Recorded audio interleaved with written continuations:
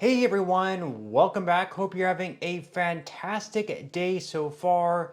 So the next Social Security increase projection is in, and while it's certainly not going to be as high as it has been in some years, it's certainly going to be better than nothing at all. So in today's video, we are going to be going over what the next Social Security increase is going to be, what it's going to mean for you, what you can expect your benefit to look like when this increase comes into play, and when you can expect to receive it. But before we go ahead and dive into it for today, if you would like to receive up to $200 in free stock or $200 in free cash, in a pinned comment below, I will be leaving a link to Robinhood. All you have to do is once you click on that link is just sign up for a free account and then simply link your bank account. You do not even have to make an opening deposit. At that point in time, Robinhood will be sending you one free stock worth all the way up to $200. And if you'd rather just have the cash, all you have to do is once you receive the free stock is just sell it for what it's worth and then transfer the cash value right back to your bank account. Okay, so once again, the next Social Security increase projection is in. Now, this is not going to be finalized, but it is going to give us a very good idea of what the next Social Security increase is going to be looking like. So we are going to be breaking down the percentages, what your benefit might be looking like when this comes into play, and once again, when you can expect to receive this increase. So let's go ahead and dive into it. This is right from the Senior Citizens League. So they say that the Senior Citizens League COLA model predicts that the 2026 COLA will come in at 2.3% for 2026. That is below the 3% yearly change in the CPIW, which is what they use to figure the cost of living adjustment, announced by the Bureau of Labor Statistics this morning.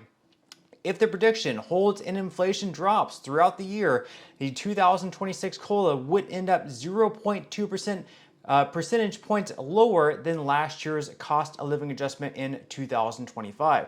So once again, this year's 2025 cost of living adjustment was 2.5%. You should have received that in your January check, or if you receive SSI benefits, you would have actually received that on December 31st because your January payment came one day earlier, being the 1st of January, being a holiday, so that's why you receive your payment one day earlier. And then you can also see there the CPIW at 3%, and the predicted 2026 cost of living adjustment is going to be 2.3%. Now, this is way too early. It's not actually going to be finalized until at some point in the middle of October, whenever we had the 3 months of the third quarter data to compare to last year to see what the change is going to be looking like. So this number can certainly change. It can certainly go higher, or it can certainly go lower, depending on numerous things, like if the tariffs end up impacting inflation in such a great way, we could be going from 2.3% to maybe about 3% or possibly even 4%, depending how high inflation ends up being with the tariffs and everything like that, or other Trump policies.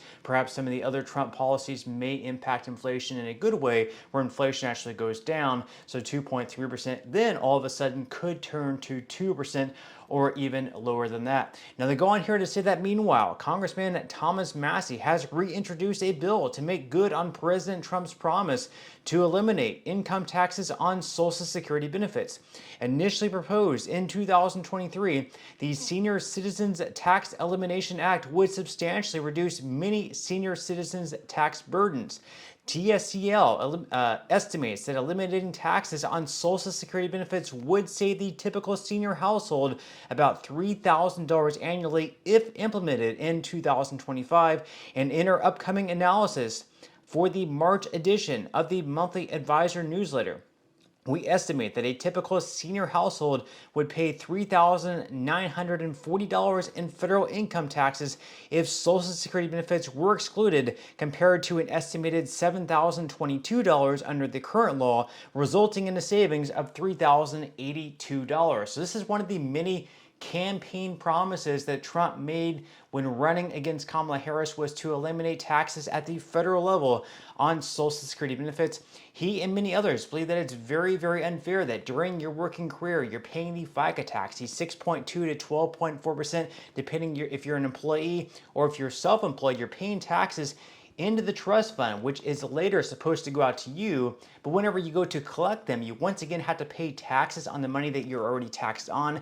Just doesn't make a whole lot of sense. That's why Trump wants to eliminate taxes on Social Security benefits. And that's also why we have Thomas Massie reintroducing his bill to eliminate taxes at the federal level on Social Security benefits. Now, the downside of that is that that's one of the many revenue streams of the Social Security Trust Fund. And right now they're saying that if they don't do anything about it, if they don't find a way to collect more money into the trust fund or have less money leave the trust fund, then unfortunately they're going to have across the board benefit cuts of anywhere between 19 to 26%. And right now they are looking like it's going to run out of money anywhere between 2032 through 2035. So if they do eliminate taxes at the federal level on Social Security benefits, that's going to mean even less money coming into the trust fund, which means also that the insolvency date is going to speed up maybe like another year. So instead of 2032, we might actually be looking at 2031. Now, as far as the key insights go, eliminating taxes on Social Security benefits would relieve lagging cost of living adjustments. So estimated savings from the Senior Citizens Tax Elimination Act would make up for about 69% of the buying power Social Security payments have lost since 2010 due to inadequate cost of living adjustments.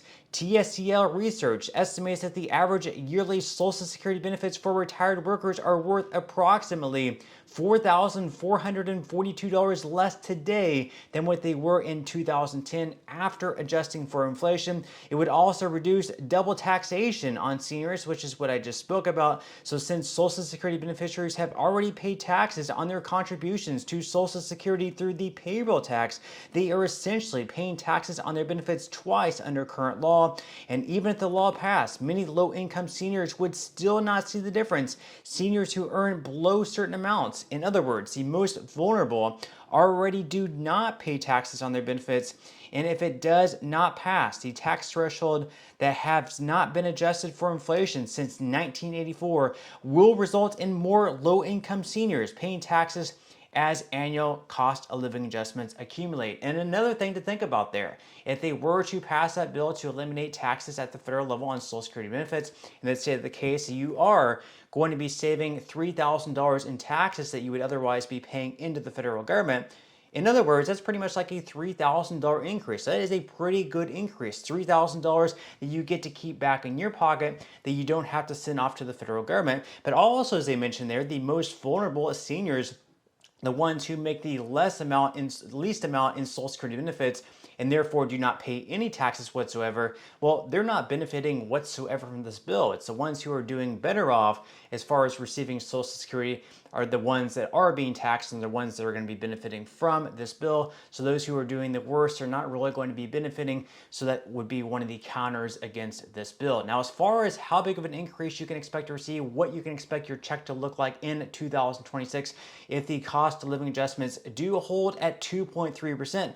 Well, for those receiving SSI benefits up on the screen this year, you can see they are receiving $967 as the max with a 2.3% adjustment that would bump that benefit up to $989 per month at the max. As far as couples go, their benefit would be bumped up to $1,483 per month, up from $1,450 per month this year.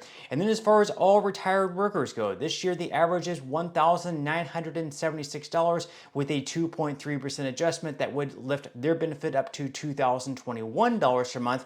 And as far as age couples, both receiving benefits, their average benefit this year is $3,089 per month.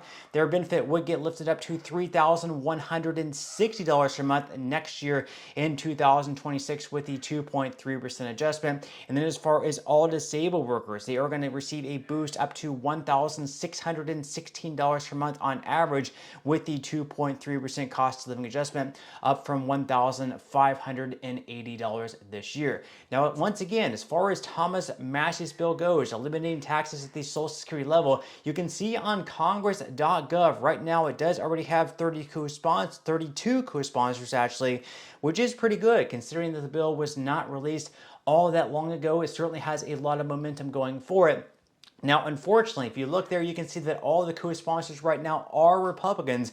And while they can actually pass the bill in the House with all Republican support, in the Senate, it's going to be a lot more difficult because they will need at least 60 votes to, avoid the filibuster. That means they need to have at least 7 Democrats alongside all 53 Republicans voting in favor of this bill to reach that 60 vote threshold. But with that said, leave your thoughts and comments below. What do you think about the 3.2% cost of living adjustment next year in 2026? If that does hold true, would you be happy with it? Do you think that it should be higher? Also, what do you think about eliminating taxes at the federal level on Social Security benefits? Are you for it? Would you be happy if they were to enact that change? Leave your thoughts and comments below, but that's all we have for today's video, and I will see you in the next one.